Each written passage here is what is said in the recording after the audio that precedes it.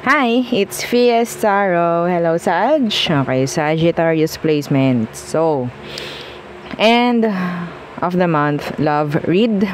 Okay, oo, pagdating sa person on your mind, syempre. Oo. Before tayo mag-start, kung hindi ka pa nakakapag-subscribe, please do subscribe and hit the notification bell para lagi po tayo maging updated sa mga mangyayari pa lang, okay? And syempre, kung meron pong mga tanong pagdating sa private reading, sa ating mga evil eye items, sa ating love bracelet, sa ating grantor necklace, okay? So, just message me.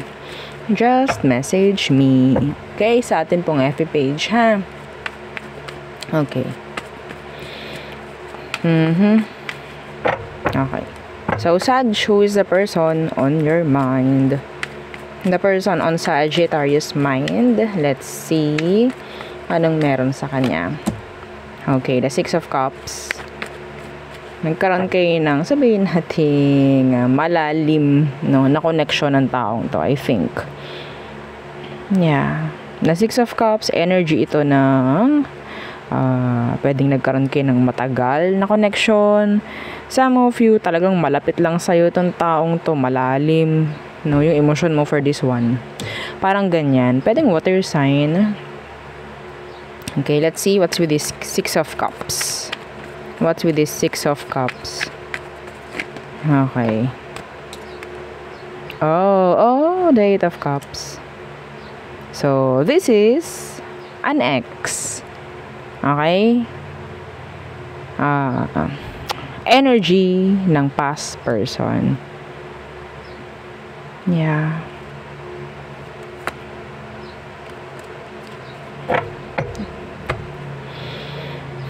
Lumayo tong taong to, pero hindi ka pa rin nalilimutan.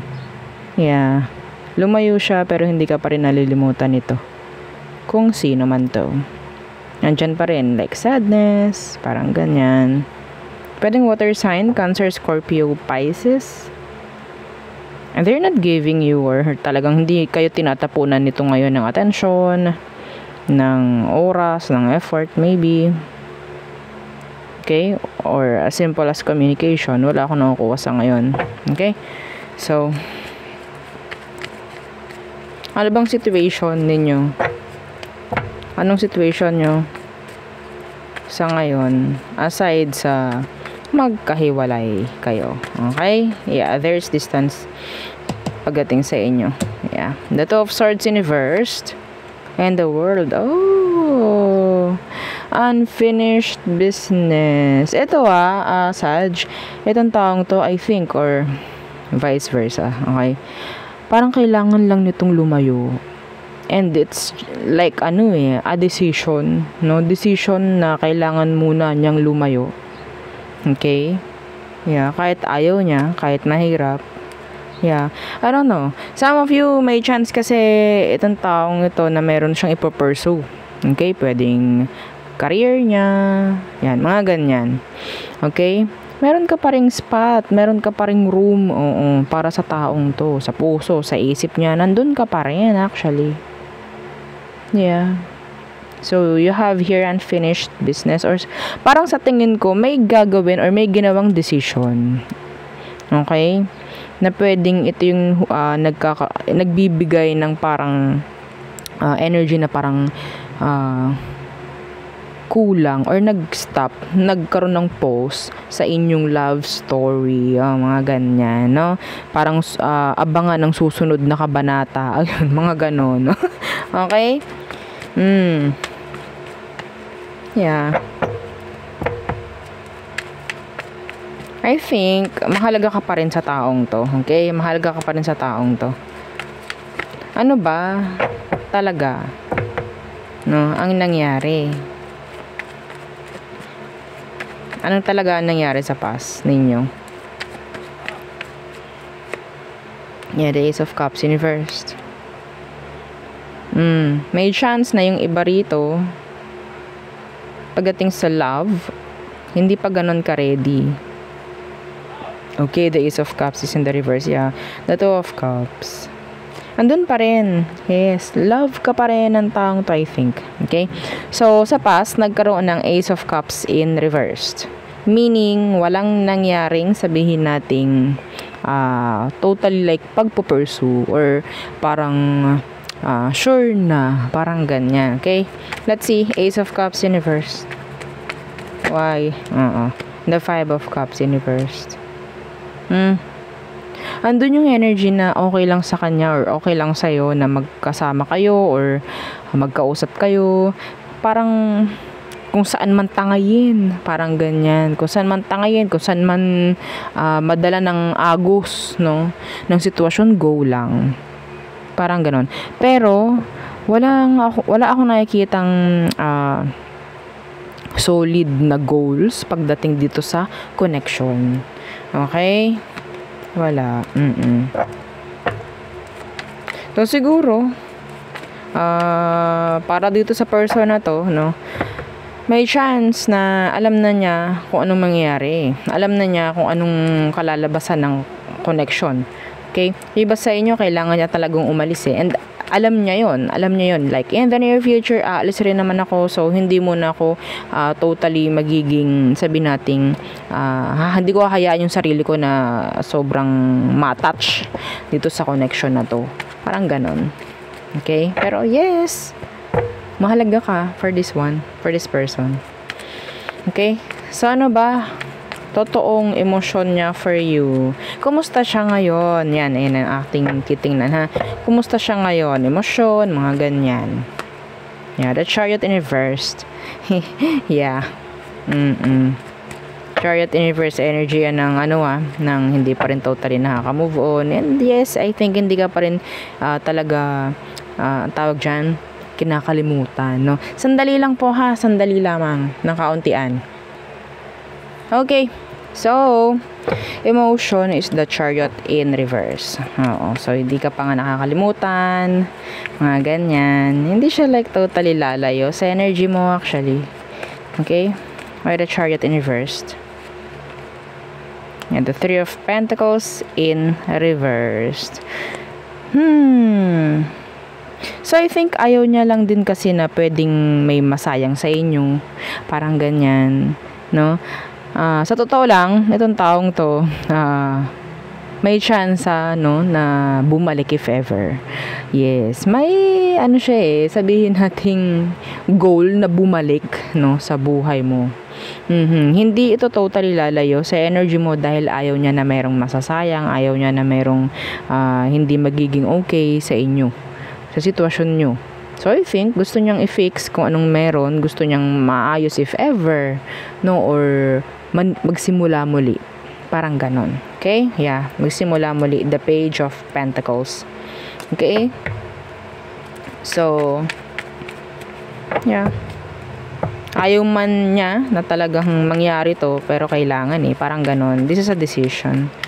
Okay? So, ano ba ang outcome / advice for Sag? Okay. Yeah, the Star. Just be, sabihin nating wag mo ibababa yung energy, yung frequency mo, yung vibration mo, okay? Pagdadasal, nandyan na rin, the Star. Okay, energy din niya ng hope, okay? Yeah. Like motivation, mga ganon. Okay? Yeah, the Nine of Swords in reverse.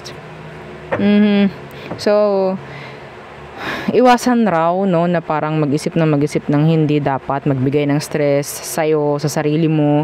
Parang ganyan. Okay, Sag? So, maging hopeful, pagdating sa situation. So, it's like, kahit sabihin natin hindi maganda to, tingnan natin yung good side ng situation.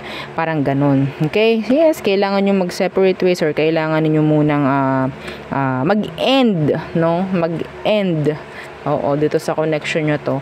Kasi I think, para rin sa para rin sa kanya, para rin sa'yo, or sabihin nating kailangan, no? Kailangan muna mag-separate ways. Parang ganyan. Okay?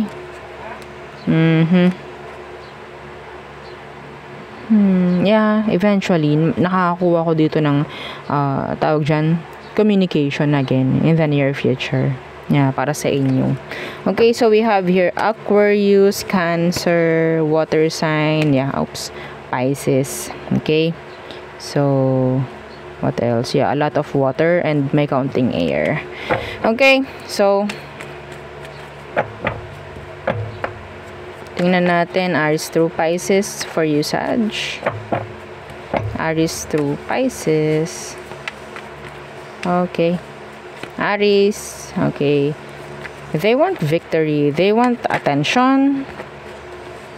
Okay, Taurus, they're waiting for you, trying to be like patient, patient. The Gemini,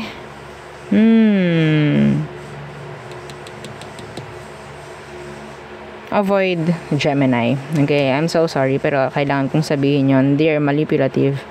Very manipulative. Okay? Manloloko. Hindi ko sinabing mga Gemini is manloloko, pero yeah, alam nyo kung sino makaka-resonate doon. Okay? So, Cancer, they're hiding something. They're into something like may pagtatago. I don't know, being sneaky, deceptive, mga ganyan. Leo, okay. Parang gusto na may parang patunguhan yung sitwasyon ninyo. Gusto niya maging okay, maging maayos, smooth flowing, parang ganyan. Virgo, okay. So, I think some of you have this strong connection with this Virgo. Okay. Yung iba sa kanila, gusto nila makarelasyon ka, makakonect ka, maybe. Okay? Kung may separation, they still feel, energetically, the connection. Yeah. Libra, they still want you, like you, ikaw pa rin, kung merong separation dito.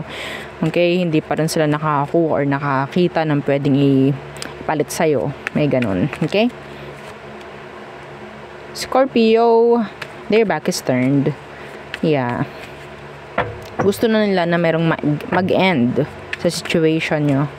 I don't know. Pwedeng cycle. Okay? So, Sagittarius, being invested. Some of them, they're expecting something. Merong gustong i-grow sa situation. Capricorn, okay, they're like hard-headed. Ego, pride. They're not making any action. Parang ganun.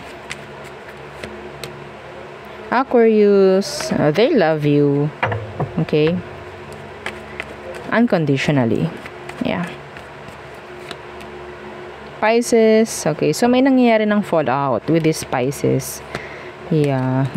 So, there, yun ang ating reading for Sagittarius placements. Again, please don't forget to like, share, and subscribe, and follow our FB page. Thank you. Bye.